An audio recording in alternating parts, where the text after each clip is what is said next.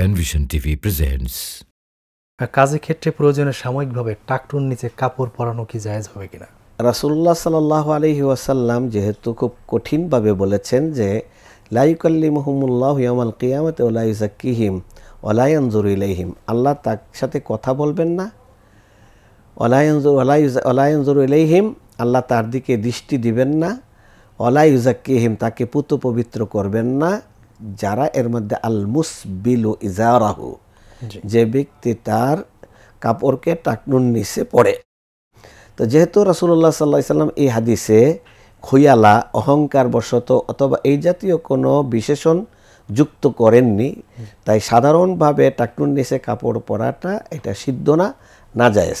কারণ যে ব্যক্তির দিকে আল্লাহ তাকাবেন না, যে ব্যক্তির সাথে আল্লাহ কথা বলবেন না, যে ব্যক্তিকে আল্লাহ পুত পবিত্র করবেন না, আমি কেন টাকনুর নিচে কাপড় পরে এমন এক ব্যক্তির অন্তর্ভুক্ত হতে যাব?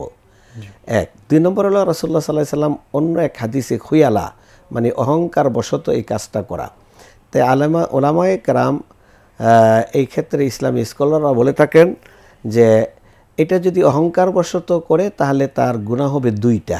একটা হলো কাপড় নিচে পড়ার অপরাধ, আরেকটা হলো অহংকারের অপরাধ। আর যদি অহংকার ছাড়া পড়ে তাহলেও সেটা কবিরা গুনাহ থেকে খালি নয়, অর্থাৎ কবিরা গুনাহ হবে।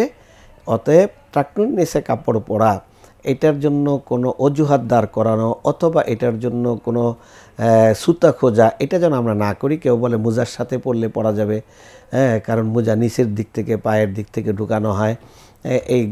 এই ক্ষেত্রে আমরা আরব দেশের, বিশেষ করে মিশর বা অন্যান্য সৌদি আরবেরও কিছু লোক আছে, বাহিরের লোকেরা বেশি, মিশরিয়ানরা বেশি করে কাপড় টাকনুর নিচে পরে থাকে।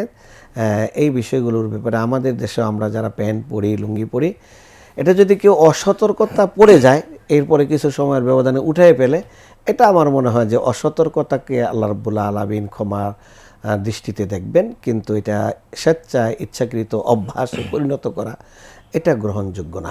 বেখেয়ালে হলে অসুবিধা নেই, বেখেয়ালে হইলে আবার সতর্কতার সাথে উঠে ফেললো, এটা আল্লাহ মাফ করে দিবেন। কিন্তু আমরা যেটা স্বেচ্ছায় করে থাকছি এটার ক্ষেত্রে আমাদের সতর্ক হওয়া জরুরি।